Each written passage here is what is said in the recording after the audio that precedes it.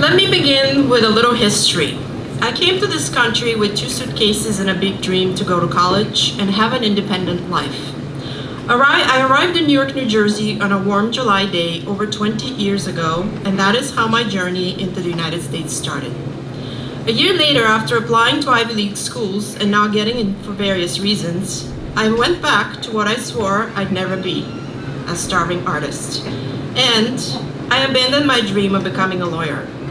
So instead I came to Maine College of Art, to Maine, and attended the Maine College of Art. The 4 years I spent at the school were more than transformative. They broadened my view of the world, of art, of philosophy, and me. A short few months after I graduated, I got a job for a reputable company in their marketing department as a graphic designer. I bought a house, a car, and looking back to that point, I now realize that my humble dreams had all come true. I then went to another reputable company and worked there for 8 years. Then I became a mother for the first time, and then again for the second time. Throughout my adult life, I recognized that something was missing and found out how important art making was for my soul. So I kept creating, and I kept being a mom, being a wife, a daughter, a sister, a friend. I learned how to manage my time in a completely different way. The self-discipline it took to create something kind of amazes me to this day. I gave everything I could to my kids, and I gave everything I could to all the other people around me, and I gave everything that I could to my art practice. And at that moment, as if my life was not full enough, I decided to go back to school and become an art teacher. After all, young minds teach us so much about ourselves. So what better way than art as a medium to teach them to be curious and to take risks?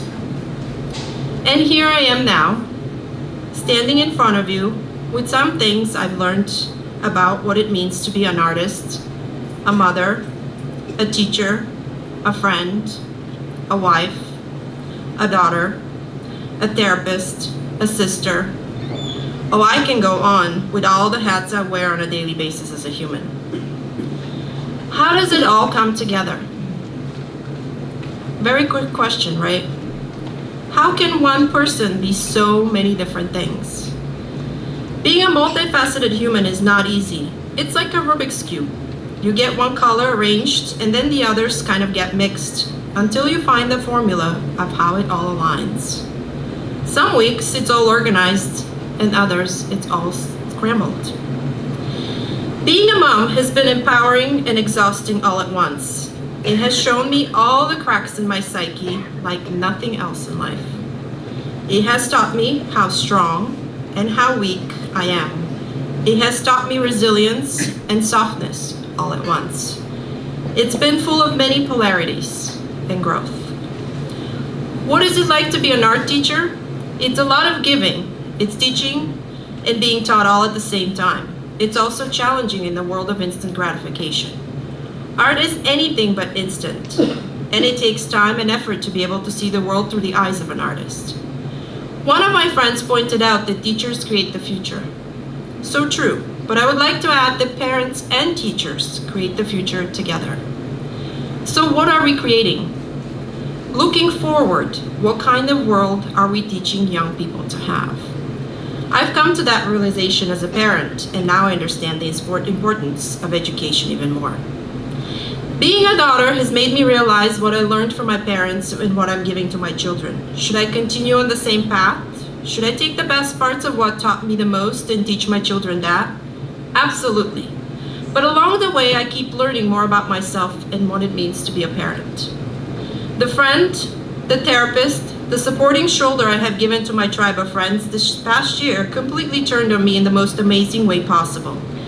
In this year of transformation, the experiences in my life and all my roles came to a crossroads of sorts. One big multi-road intersection with all roads leading back to me. All those years of introspection, of self-discipline I had practiced as an artist, all the problem solving of ideas and of life dilemmas, now opened the door into myself as a person. It came as a gift from old friends. What I take away from all of this is that all of those facets of the person I am all feed my soul and my evolution as a person. They're not separate as much as I might see them that way. Those facets also taught me a valuable lesson this year on giving to myself. As a woman, I've been modeled behavior that everyone else is always more important and to serve the needs of people around me. What does giving to yourself really look like has been on my mind a lot. I'm taking some time to figure it out. I'm also asking myself what I, the multifaceted person, want to experience in the next chapter. How am I to more fully integrate all the parts within me? What do I want to feel like inside when doing the things I want to experience? How do I fill myself up?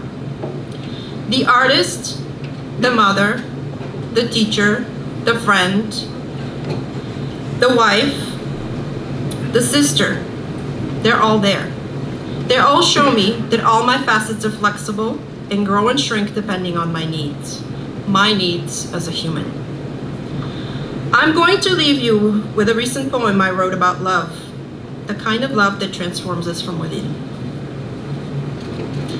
Let us nurture ourselves with love, the kind of love that digs deep within, the kind of love that causes crises of the existential kind, builds us with earth bricks from old memories and new hopes, the kind of love that doesn't take, doesn't give. It permeates us with change, like a garden from winter to spring. The kind of love that blooms, creates beauty, and is unconditionally loving to ourselves. Thank you.